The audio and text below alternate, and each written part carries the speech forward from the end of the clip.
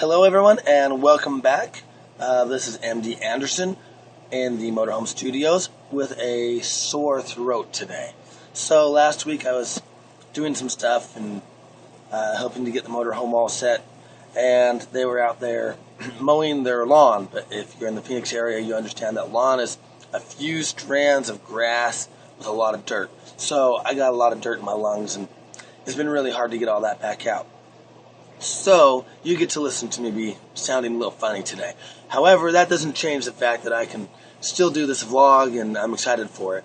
So I am back onto Dragon Eyes Your Dragon Eyes Step 8, which is monitor your progression.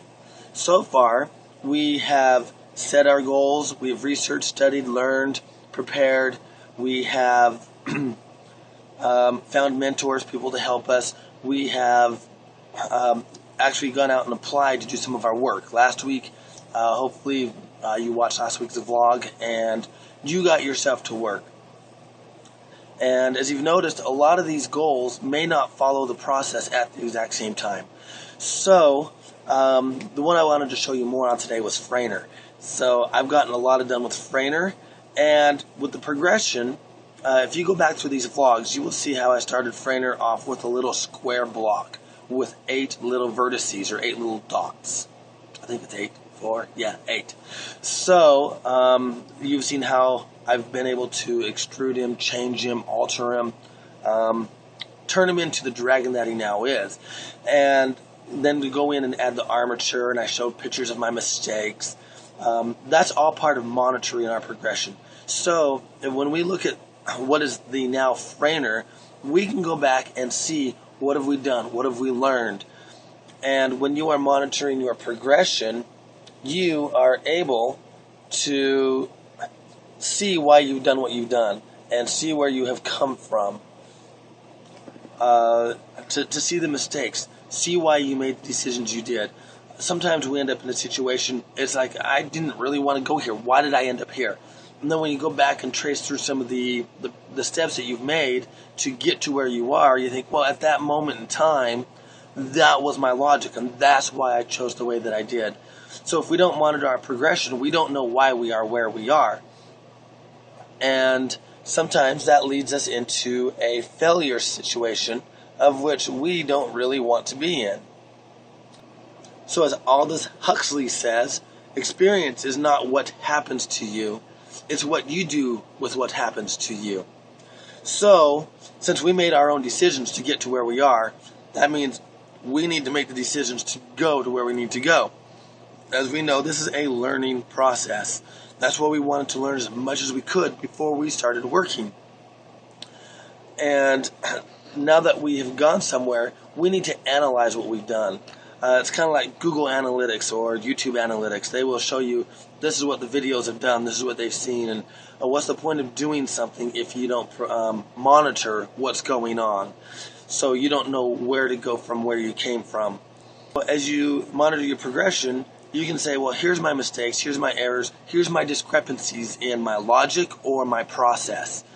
And that gives you the ability to alter and change. I know the story with 3M, how they came up with Post-it notes. It was kind of an accident trying a bunch of different formulas to make a type of tape that was sticky but not overly sticky. And in the process, they came up with the idea of, oh, we could do Post-it notes. It wasn't an original idea, it was a mishap idea.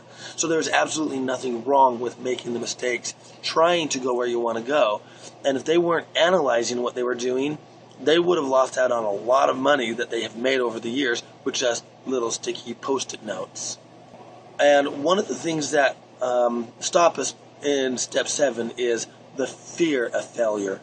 Well, when we move and we try to do something and then we monitor and analyze our progression, this gives us the ability to see what the problems are. Henry Ford said failure is simply the opportunity to begin again, this time more intelligently.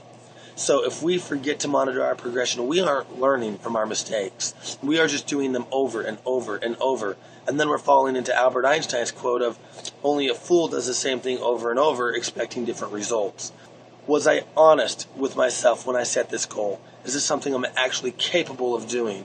Well, if you didn't believe at one point in time, then you wouldn't have even tried. So that's kind of a given of, yes, you still can. You just may have to overcome other obstacles that you didn't perceive back in the study, research, learning, and preparing stage.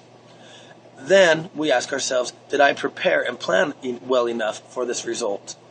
Well, if you failed, obviously there could have been more. But you can't knock yourself down for that, because without the experience, how would you possibly know exactly what to prepare for?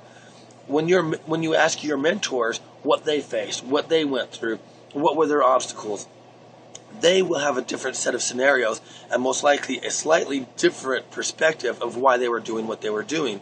So as they were telling you what to do, they would not perceive all of your resources, all of your pitfalls. So even with the mentor and the education that you tried to give yourself, you would not have been able to overcome them.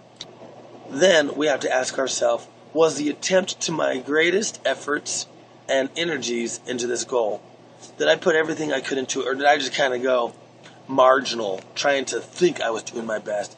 And I see it with kids all the time, especially when they're doing a bridge. If you know what that is in gymnastics, lay down, push your stomach high on the air, legs straight, arms straight.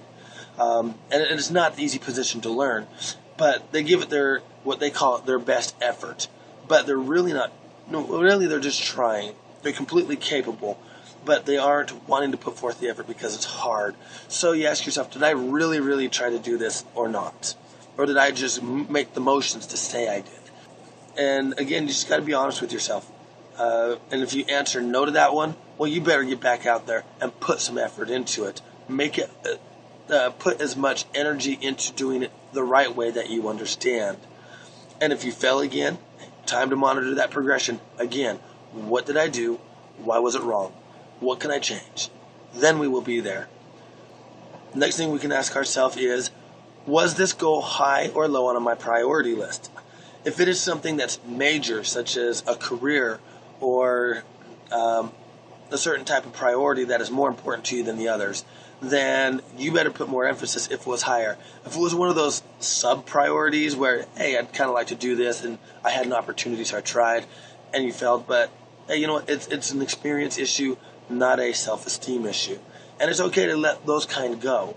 Depending on what it is to your priorities, that will also make a difference in whether or not you're going to pursue it again, change it, try it again, or just chalk it up to experience. And there's nothing wrong depending on how you choose for your priorities to be.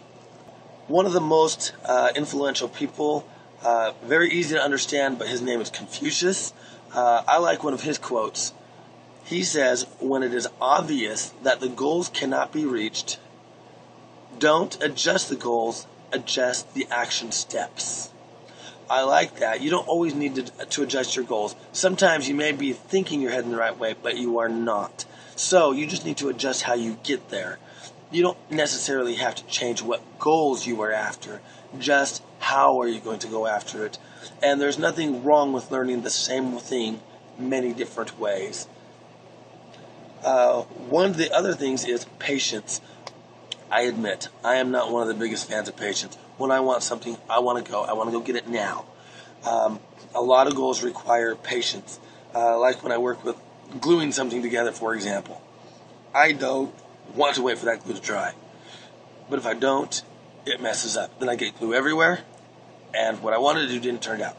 So, some things require a certain amount of time.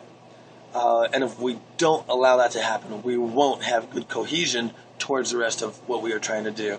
So make sure you are patient. The biggest pet peeve to me with patience is, as long as you are not patient, it seems like you will never, ever, ever get what you are going for.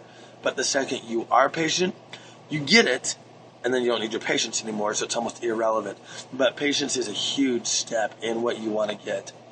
And to help solidify this monitoring your progression, as I was talking about Frainer earlier, here's Frainer with my first blue screen composite. Actually, it was more of a beige screen, and I just changed the chroma key to a beige.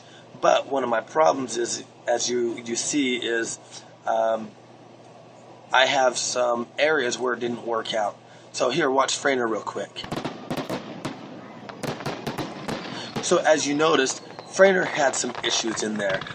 Sometimes his tongue had fireworks showing up. I mean, it's kind of cool as a dragon and all, but that's not the effect I was looking for. So by monitoring the progress that I've made so far, I am going to have to go back through Frainer, and I am going to either adjust the chroma key, the variance of the chroma key, or I may have to go in and change the reflection, because his eyes and his tongues have a gloss on them that the computer generates, so that they will kind of absorb the surrounding atmosphere. So if they are absorbing the background color, then I'm going to have some issues in seeing the fireworks in his eyes and his tongue. So I may have to go through and adjust the glossiness and the transparency. Like in his wings, I kind of want some transparency to see the fireworks through them, but I don't want to see completely through them. So I know that might be an issue in Frainer's presentation in this little trial. And back to the patience thing. It took over 7 hours just to render Frainer for 5 seconds worth of actual video. So I'm looking at this like, oh, all that work for a mistake. I have to go and wait 7 more hours. And here's a screenshot of Frainer being rendered with a new blue chroma key. So as you can see, it's not very fast. So 180 frames, and it takes about 3 minutes per frame.